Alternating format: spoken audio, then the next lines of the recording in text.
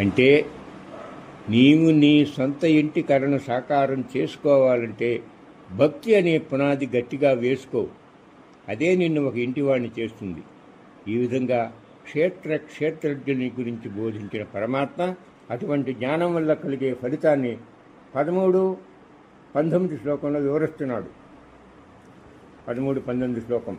ఇది క్షేత్రం తథా జ్ఞానం జ్ఞేయం చోక్తం సమాసతః మద్భక్త ఏతద్విజ్ఞాయ మద్భావాయుపపద్యతి.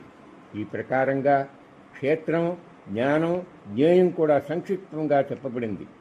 నా భక్తుడు అంటే నాయందు భక్తి గలవాడని, భగవంతుని యందు భక్తి గలవాడని అర్థం చేసుకోవాలి. వీటిని తెలుసుకుని, అంటే ఈ మూడింటిని, క్షేత్రం, జ్ఞానం, జ్ఞేయం అనే ఈ మూడింటిని, శరీరం, పరమార్థ జ్ఞానం, తెలుసుకోవలసిన భగవంతుడు అనే ఈ మూడింటిని అని అర్థం చేసుకోవాలి. నా స్వరూపాన్ని అంటే నా భక్తుడు నేనుగా అవడానికి, భగవదైక్యాన్ని, మోక్షాన్ని పొందడానికి అర్హుడవుతున్నాడు. అంటే భగవత్ సమాన భావాన్ని, పరమాత్మతత్వాన్ని పొందడానికి తగినవాడవుతున్నాడు అని అర్థం.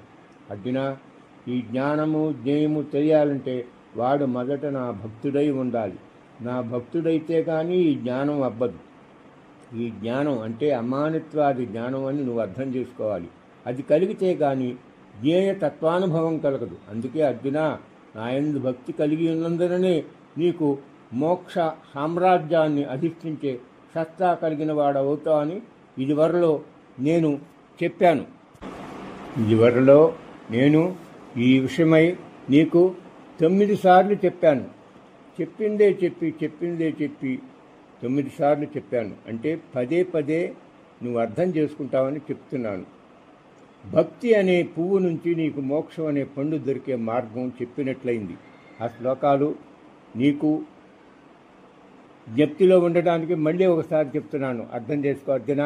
5:29 భోక్తారం యజ్ఞ తపసా, 7:30 సాధిభూతాది దైవమ్మ, 8:27 నైతే శృతి పార్థ జానన్యోగి ముహ్యతి కశ్చన, 8:28 వేదేషు యజ్ఞేషు తపస్సు చైవ, 9:34 మన్మనాభవ మద్భక్తో, 11:53 నాహం వేదైర్న తపస, 11:54 భక్త్యా త్వరన్యయా శక్త్య, 12:7 తేషామహం సముద్ధర్త, 12:20 ఏతు ధర్మ్యామృతమిదం యథోక్తం పర్యుపాసతే. ఈ విధంగా నువ్వు నేను ఈ పైన చెప్పినట్టుగా భక్తిని అలవర్చుకుంటే నీకు మోక్షం రావడం ఖాయం. ఇప్పుడు ప్రకృతి పురుషుని గురించి చెప్తున్నాను విను అంటూ 13-20 శ్లోకాన్ని బోధిస్తున్నాడు పరమాత్మ. ప్రకృతిం పురుషంచైవ విద్యనాధి ఉభావపి వికారాంచ గుణాంచైవ విద్ధి ప్రకృతి సంభవాన్. ఓ అర్జున, ప్రకృతికి పురుషుడికి ఈ రెండింటికి కూడా ఆది అనేది లేదని తెలుసుకో. వికారాలు అంటే మనస్సు, బుద్ధి, ఇంద్రియాదుల వలన జరిగే సుఖదుఖాలని, వికారాలని నువ్వు అర్థం చేసుకోవాలి. గుణాలు అంటే సత్వరజస్తమ గుణాలను నువ్వు అర్థం చేసుకోవాలి. అవి కూడా ప్రకృతి నుండి పుట్టినట్లు నువ్వు తెలుసుకో. అర్జున, ప్రకృతి అంటే సత్వరజస్తమో గుణాత్మకమైన మాయ. దీన్నే క్షేత్రం అంటారు.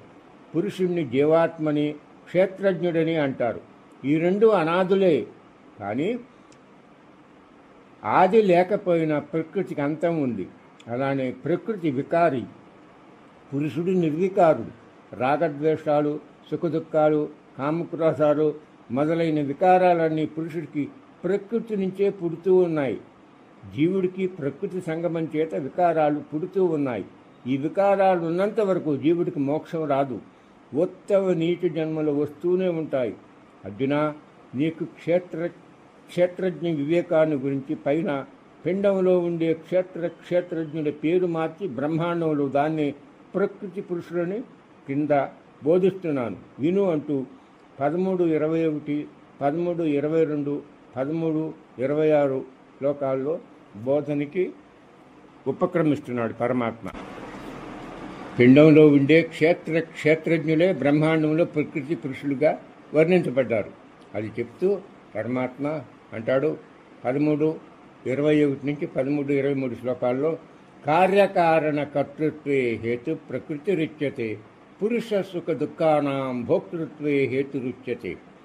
పురుష ప్రకృతితో హి భుంక్తే ప్రకృతిజాన్ గుణాన్ కారణం గుణసంగోస్య శతసద్యోని జన్మసు ఉపద్రష్టానుమంతా చ భర్త భోక్త మహేశ్వర పరమాత్మేతి చాప్యుక్తో దేహేస్మిన్ పురుష పరః. అంటే కార్యకారణాలను కలుగజేయడానికి ప్రకృతి అంటే మాయ కారణమని, సుఖదుఖాన్ని అనుభవించడానికి పురుషుడు కారణమని చెప్పబడుతోంది. ప్రకృతిలో ఉన్నవాడై పురుషుడు అంటే జీవుడు ప్రకృతి మూలంగా పుట్టిన గుణాలను అనుభవిస్తూ ఉంటాడు. ఆయా గుణాలతోటి ఉన్న కలయికే జీవుడికి ఉత్తమ నీచ జన్మలెత్తడానికి కారణమవుతుంది. ఈ దేహంలో ఉండే పరమపురుషుడు అంటే ఆత్మ సాక్షిగా ఉంటూ చూచేవాడని, అనుమతించేవాడని, పోషించేవాడని, మహేశ్వరుడని, పరమాత్మ అని చెప్పబడుతున్నాడు.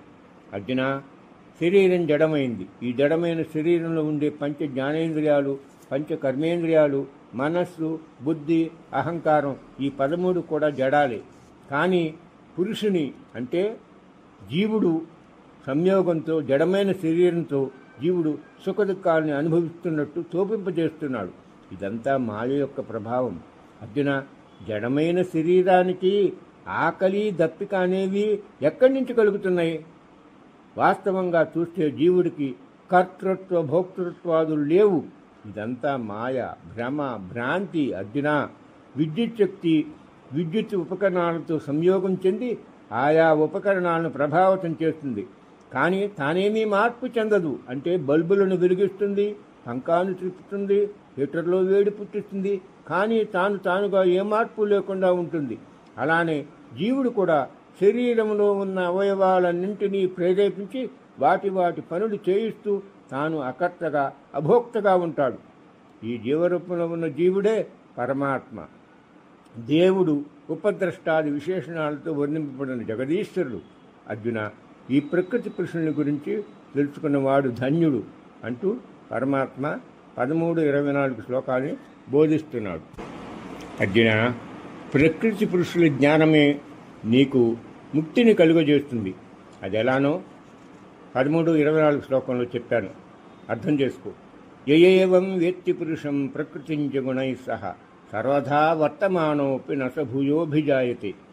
ఎవడు ఈ ప్రకారంగా పురుషుణ్ణి అంటే క్షేత్రజ్ఞుణ్ణి, జీవాత్మను, అలానే గుణాలతో కూడిన ప్రకృతిని అంటే క్షేత్రాన్ని, శరీరాన్ని, మాయని తెలుసుకుంటాడో అతడు ఏ విధంగా ఉన్నప్పటికీ అంటే ఏ విధమైన సక్రమ వ్యవహారంలో ఉన్నప్పటికీ మళ్ళా తిరిగి పుట్టడు, అంటే మోక్షం పొందుతాడని అర్థం. అర్జున, ఎవరైతే జీవాత్మ పరమాత్మలకు తేడా లేదని, ప్రకృతి వికారాలైన సుఖదుఖాలతో కూడినంత మాయ అని తెలుసుకుంటున్నాడో వాడు చతురాశ్రమాల్లో ఎక్కడున్నా జీవించినా మరణించినా ముక్తుడే, తిరిగి జన్మింపడు అని చెప్పి జనులు వాళ్ళ సంస్కార రీత్యా అనేక మార్గాల ద్వారా భగవత్ సాక్షాత్కారం పొంది ముక్తులవుతారని 13-25, 13-26 శ్లోకాలలో బోధిస్తున్నాడు పరమాత్మ.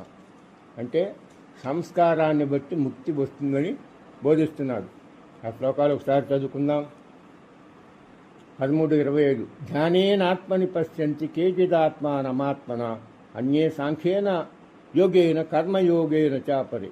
అంటే ఆత్మను, తనలో ఉన్న పరమాత్మను కొందరు శుద్ధమైన మనస్సు చేత ధ్యానయోగం ద్వారాను, మరికొందరు సాంఖ్యయోగం చేతను, ఇంకా కొందరు కర్మయోగం చేతను తమ యందున్న వారినిగా చూస్తున్నారు. అంటే సాక్షాత్కరించుకుంటున్నారు, అనుభూతం చేసుకుంటున్నారని అర్థం చేసుకోవాలి. 13-26 శ్లోకం అన్యేత్వేవ మజానంత శ్రుత్వా అన్యేభ్య ఉపాసతే తేపి చాపి తరంచేవ మృత్యుం శృతిపరాయణాః. మరికొందరైతే ఈ ప్రకారంగా అంటే ధ్యాన, సాంఖ్య, కర్మ యోగాల ద్వారా తెలుసుకోలేక ఇతరుల వల్ల పరమాత్మ గురించి విని ఉపాసిస్తారు, అనుష్ఠిస్తారని భావం. అలా విన్నదాని యందు ఆసక్తి వారు శృతిపరాయణులు కూడా మృత్యువును తప్పక దాటుతారు. అంటే జ్ఞానాది యోగాల్ని ఆచరించడంలో సమర్థత లేని నిరక్షరకుక్షుడైన సద్గురువుల చేత, పెద్దల చేత ఉపశ్లేషింపబడిన దాన్ని శ్రవణం చేసి అనుష్ఠించిన ముక్తిని పొంది మృత్యు సంసార సాగరాన్ని తప్పక దాటగలుగుతారని భగవదోపదేశం అని తాత్పర్యం.